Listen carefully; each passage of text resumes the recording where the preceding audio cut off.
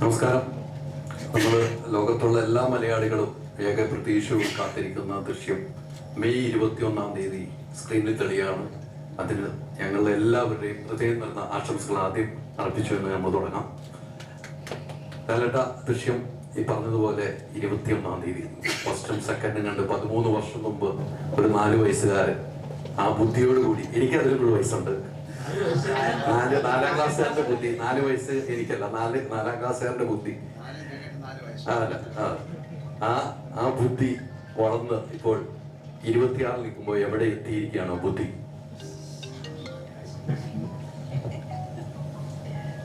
Cinema കാണുമ്പോഴില്ല വലിയ ബുദ്ധിമാനെന്നാണ് ഞാൻ കണക്കാക്കുന്നില്ല. ഒരു സർവൈവലിൻ്റെ എൻ്റെ കുടുംബത്തെ രക്ഷിക്കാൻ വേണ്ടി നമ്മൾ ആദ്യത്തെ സിനിമയെ തന്നെ പറയുന്നുണ്ട്, ഞാൻ ഏതറ്റം മലയാളികൾ മാത്രമല്ല, ഒരുപാട് മലയാളം പറഞ്ഞുകൂടാത്ത ആൾക്കാരൊക്കെ ഈ സിനിമയ്ക്ക് വേണ്ടി കാത്തിരിക്കുകയാണ്. നമ്മൾ പല ഭാഗത്തും സഞ്ചരിക്കുമ്പോൾ കാര്യം ദൃശ്യം ഹിന്ദിയിൽ കണ്ട ആൾക്കാരുണ്ട്, തെലുങ്കിൽ കണ്ട ആൾക്കാരുണ്ട്. ഇവരൊക്കെ ദൃശ്യം 3 കാണാൻ വേണ്ടി കാത്തിരിക്കുകയാണ്. അവർക്കറിയാം ജോർജ് കുട്ടിക്ക് അവരുടെ ഫാമിലിക്ക് അല്ലെങ്കിൽ ഗീതാ പ്രഭാകരന് അവരുടെ ഫാമിലിക്ക് സംബന്ധിച്ചു അല്ലെങ്കിൽ ആരാണ് ജയിക്കാൻ.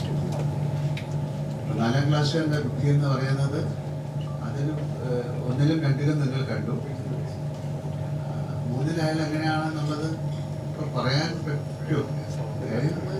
എന്തായാലും അതിനൊരു കൾമിനേഷൻ എന്ന് പറയാം. അതിനൊരു എല്ലാവർക്കും ഉള്ള ഒരു ഭയത്തോടെ ജീവിക്കുന്ന കാണാൻ ട്രെയിലറിലൊക്കെ അത് പറയുന്നുണ്ട്. ഈ ഭയമാണ് എൻ്റെ പുറകിൽ ഒരുപാട് ആൾക്കാരുണ്ട്. ആ ഭയത്തോട് ജീവിക്കുന്ന ഒരാൾക്ക് എങ്ങനെയെങ്കിലും അത് സ്റ്റോപ്പ് ചെയ്യണമെന്ന് ഭയങ്കര ആഗ്രഹം ഉണ്ടാവും. ഈ 13 വർഷമുള്ള കുട്ടികൾ 13 വയസ്സിൽ അപ്പോൾ അവർ ഒരുപാട് ചോദ്യങ്ങൾ അവർ ചോദിച്ചു തുടങ്ങി. അതിനൊക്കെ ഇയാൾ ആൻസർ ചെയ്യണം. പിന്നെ ഒരു ക്രൈമ് ഞാൻ ഇതിനെക്കുറിച്ച് പറയുന്നില്ല. എത്രയോ കാര്യങ്ങൾ 10-20 വർഷമൊക്കെ കഴിഞ്ഞിട്ട് തെളിയിക്കപ്പെട്ടിട്ടുണ്ട്. അതിൻ്റെ ഒരു ഏരിയയിൽ ജീവിക്കുന്ന ഒരാളാണ് അയാൾ. അതിനെ എങ്ങനെ കാണുന്നു, അതിനെ എങ്ങനെ പ്രതികരിക്കുന്നു എന്നുള്ളതാണ് ദൃശ്യമായി. അതായത് ഒരു മോശം സിനിമ ആകാൻ സാധ്യതയില്ല. അങ്ങനെ സിനിമ ഉണ്ടാക്കാൻ പറ്റില്ല. അതിനെ കൂടുതൽ കാര്യങ്ങൾ പറയാൻ മെയ് 21 ലാലേട്ടന്റെ ബർത്ത്ഡേ ആണ്. ബർത്ത്ഡേ സ്പെഷ്യൽ ആയിട്ടും കൂടെയാണോ ദൃശ്യം 3 എത്തുന്നത്? അപ്പൊ അതിന്റെ ഒരു പ്ലാനിങ് എങ്ങനെയായിരുന്നു? ശരിക്കും എങ്ങനെയാ റിലീസ് ഡേറ്റിലേക്ക് വന്നതെന്ന് പറയാം. അതും ഒരു അറിയാതെ സംഭവിച്ചൊരു കാര്യമായിട്ടാണ് എനിക്ക് പറയാൻ കഴിയും. നമ്മൾ ഈ സിനിമ നേരത്തെ റിലീസ് ചെയ്യാനൊക്കെ പ്ലാൻ ചെയ്തതാണ്. പിന്നെയാണത് ഒരു റിലീസ് കാര്യങ്ങളൊക്കെ ആയിട്ട് കുറച്ച് നമുക്ക് ഷിഫ്റ്റ് ചെയ്യുന്നത്. അപ്പോൾ ഈ മെയ് 21 എന്ന് പറയുന്നത് നമ്മളൊരു സിനിമ റിലീസ് ചെയ്യേണ്ടത് ഒരു വെള്ളിയാഴ്ചയോ അല്ലെങ്കിൽ വ്യാഴാഴ്ചയൊക്കെയാണ്. അല്ലാതെ വളരെ ചെറുതും സിനിമകൾ വേറെ ദിവസങ്ങളിൽ. പക്ഷെ നമ്മൾ നോക്കിയപ്പം മെയ് 21 ഒരു വ്യാഴാഴ്ചയാണ്. അതൊരു ഭാഗ്യമായിട്ട് ഞങ്ങൾ വിചാരിച്ചു. പിന്നെ ഇങ്ങനെ ഒരിക്കലും ഒരു ചാൻസ് കിട്ടുള്ളൂ. കാര്യം ഇത്രയും ആൾക്കാർ എക്സ്പെക്ട് ചെയ്യുന്ന ഒരു സിനിമ, ആ സിനിമ നമ്മുടെ പിറന്നാളിന് അത് കൊടുക്കുക എന്ന് പറയുന്നത് എന്നെക്കാളും കൂടുതൽ ആൻ്റണിയുടെ അഭിപ്രായമായിരുന്നു. അപ്പം അതിന് വലിയ ഒരിക്കൽ മാത്രം സംഭവിക്കുന്ന കാര്യമാണ്. ഇനി എല്ലാ പിറന്നാളിലും ഓരോ സിനിമ എടുക്കാൻ പറ്റും. അത് മാത്രമല്ല, അത് ദിവസങ്ങൾ കൊണ്ട് വരണം. അപ്പോൾ ഇതൊരു വ്യാഴാഴ്ചയാണ്. ആൻഡ് ഏറ്റവും നമുക്ക് ഇപ്പോൾ നമ്മുടെ ജീവിതത്തിൽ ഏറ്റവും പ്രധാനപ്പെട്ട ഒരു കഥാപാത്രമാണ് ജോർജ് കുട്ടി ഈ ദൃശ്യമാണ്. അപ്പോൾ ആ ദിവസം വന്നത് വളരെ ഒരു പോസിറ്റീവായിട്ട് ഞങ്ങൾ കാണുന്നു.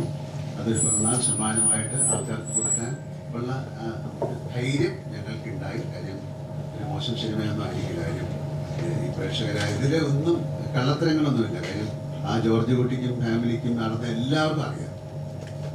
എല്ലാവർക്കും എന്താണ് സംഭവിച്ചതെന്നറിയാം. അതിൽ നിന്ന് അയാൾ എങ്ങനെ രക്ഷപ്പെടുന്നു എന്നുള്ളതാണ് എല്ലാവർക്കും അറിയാം. ആ പിറന്നാൾ ദിവസം ഈ സിനിമ പ്രേക്ഷകരിലേക്ക് എത്തിക്കാൻ കഴിഞ്ഞത് വളരെ സന്തോഷമായിട്ട് ഞാൻ കാണുന്നു. ദൃശ്യം 3 ഭാഗങ്ങൾ നോക്കിക്കഴിഞ്ഞു കഴിഞ്ഞാൽ ഓരോ സിനിമ എടുക്കുമ്പോഴും അതിൻ്റെ ഇടയിൽ ഗ്യാപ്പ് വന്നിട്ടുണ്ട്, വർഷങ്ങളിലെ ഗ്യാപ്പ് വന്നിട്ടുണ്ട്. അപ്പം നേരത്തെ ചിത്തിച്ചേട്ടൻ പറഞ്ഞ പോലെ ക്യാരക്ടേഴ്സിന് കഥ മാറുന്നതിനനുസരിച്ച് ക്യാരക്ടേഴ്സിന് മാറ്റം സംഭവിക്കുന്നുണ്ട്. അപ്പം ഈ ഗ്യാപ്പിനിടയിൽ വീണ്ടും ഈ ക്യാരക്ടറായി മാറുമ്പം ഓഫ്കോഴ്സ് ആ ക്യാരക്ടറിന് പിന്നെ മാറ്റങ്ങൾ സംഭവിച്ചിട്ടുണ്ട്. അപ്പം ആ കഥാപാത്രമായി പിന്നീട് മാറുമ്പോൾ അതെങ്ങനെയാണ് ലാലേട്ട ആ ഒരു മാജിക്ക്? ദൃശ്യത്തിലെ 1ലെയും 2ലെയും ജോർജ് കുട്ടിയെ നമുക്കറിയാമല്ലോ. അപ്പം അതുപോലെ 3ലേക്ക് വരുമ്പോൾ ആ കഥാപാത്രം ഓൾറെഡി ഉള്ള കഥാപാത്രമാണ്. ഞാൻ പലപ്പോഴും പറഞ്ഞ പോലെ ഈ കഥാപാത്രത്തെ മാത്രമേ എനിക്ക് ഇതുവരെ മനസ്സിലാക്കിയിട്ടില്ല. ജോർജ് കുട്ടി എങ്ങനെയാണ് പെരുമാറുന്നത്, അയാളുടെ മനസ്സിൽ എന്താണെന്നൊക്കെ ഉള്ളത് വളരെ സ്ട്രേഞ്ച് ആയിട്ടുള്ളൊരു ക്യാരക്ടറാണ്.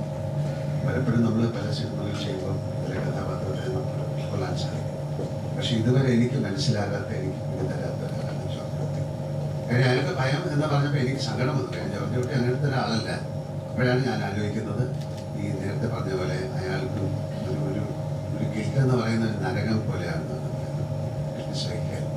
അതിങ്ങനെ നിങ്ങളെ ഹോണ്ട് ചെയ്തുകൊണ്ടിരിക്കും. അയാൾ ഒരു മർഡറൊന്നും ചെയ്ത ആളല്ല, അയാളൊരു ക്രൈം കമ്മിറ്റ് ചെയ്ത ആളല്ല, അയാൾ ആ കുടുംബത്തിന് വേണ്ടി ജീവിക്കുന്ന ആളാണ്. പക്ഷെ എത്ര നാൾ അയാൾ ഹോൾഡ് ചെയ്യും? അവരുടെ കുട്ടികളെ ക്വസ്റ്റ്യൻ ചെയ്യാൻ തുടങ്ങുന്നുണ്ട്. എന്താണ്, ഞങ്ങൾക്ക് എന്താ സംഭവിക്കുന്നത്? ഇതിനൊരു അവസാനം ഒരു എല്ലാ കുറ്റപ്പെടുത്തലുകളും അയാളിലേക്ക് വരാൻ സാധ്യതയുണ്ട്. കാര്യം നിങ്ങൾ കാരണമാണ് ഞങ്ങളിത് സഹിക്കുന്നത്. അതിൻ്റെ ഒരു കൾമിനേഷൻ, എല്ലാത്തിനും ഒരു അവസാനം വേണം എന്നാഗ്രഹിക്കുന്ന ഒരു കഥാപാത്രമാണ്. അപ്പം അങ്ങനെ ആഗ്രഹിച്ചു. അതിന് എന്താണ് സംഭവിക്കുന്നത് എന്നുള്ളത് ഇപ്പോൾ ജോർജ് കുട്ടിക്ക് എന്ത് സംഭവിച്ചു? ജോർജ് കുട്ടി ഒരു ഭീരുമല്ല.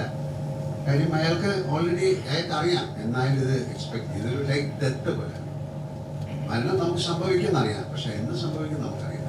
പക്ഷെ അതിനൊരു ഫിയർ ഉണ്ടാവും, അല്ലേ? ഞാൻ മരിച്ചു കഴിഞ്ഞാൽ എന്ത് സംഭവിക്കും? പക്ഷെ അത് അൺഅവോയ്ഡബിൾ ആയിട്ടുള്ളൊരു കാര്യമാണ്. അപ്പോൾ അത്തരത്തിലൊരു പ്രത്യേക ഫിലോസഫിയിൽ ജീവിക്കുന്ന ഒരാളായിട്ടാണ് ഞാൻ ജോർജ് കുട്ടിയെ കാണുന്നത്.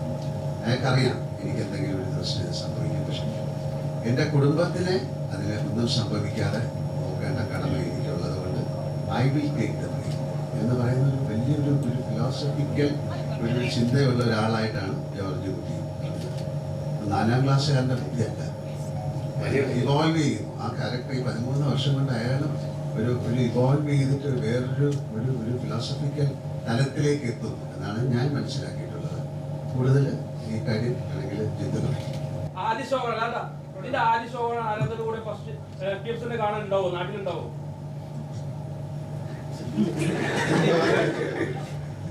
നമ്മുടെ ടീച്ചറിൽ കാണുന്നത് വളരെ ഇവിടെ ഉണ്ടാകുമെന്ന് പറയണോ?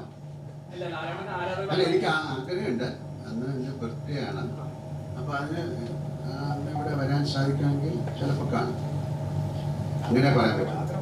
അതില്ല, ആഗ്രഹമുണ്ട്. ഒരു ഫ്രഷ് ഷോ കാണുക എന്ന് പറയുന്നത് ഒരു വലിയ നല്ല കാര്യമാണ്. അതിൻ്റെ അകത്തോട്ട് ഇറങ്ങി വല്ലപ്പോഴുള്ള പ്രശ്നം എന്താ ചോദിക്കാൻ? അല്ല, അതൊരു അല്ല, അദ്ദേഹം കുറേ സമയം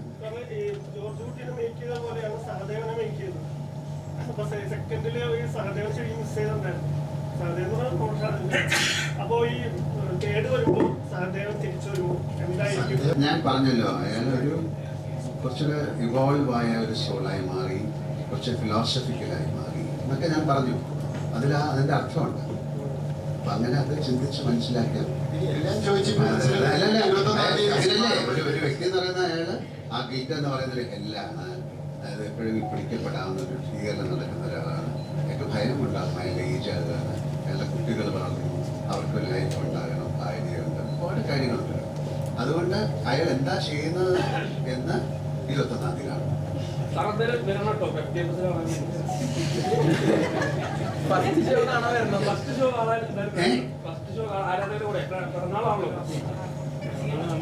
ഞാൻ വരണോ, നിൽക്കണോ, പോണോ?